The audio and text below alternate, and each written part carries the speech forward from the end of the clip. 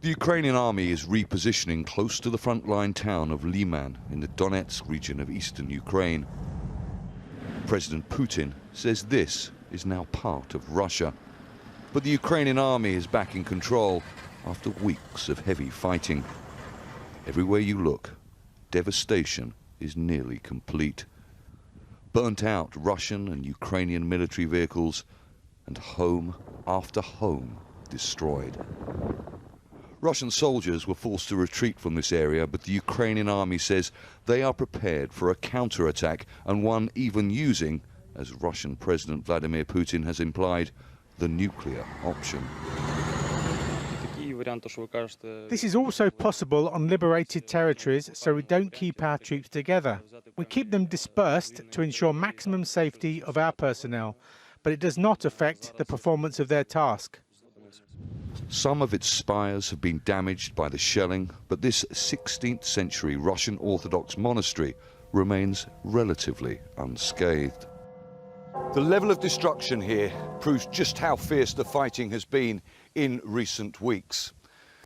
This Russian Orthodox monastery has been a place of pilgrimage for centuries, but now the Ukrainian soldiers here tell us they fear that the priests inside are sheltering what they describe as Russian collaborators.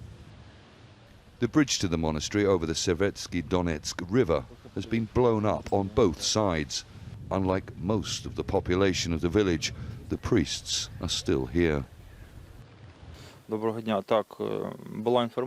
This monastery comes under the Moscow Patriarch, which from the start has been destroying Ukraine from the inside. Therefore, we see all these monks as Russian agents. So there's a very high chance they've been hiding collaborators.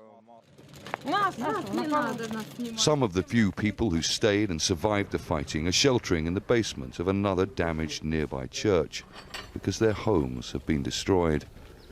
Ludmila's husband passed away in May. Her children fled to Kharkiv when the fighting started. We are not leaving because this is our land, our motherland. We are even prepared to live in a dugout if it means we can stay. Another homeless family descend the stairs into the church crypt where they sleep.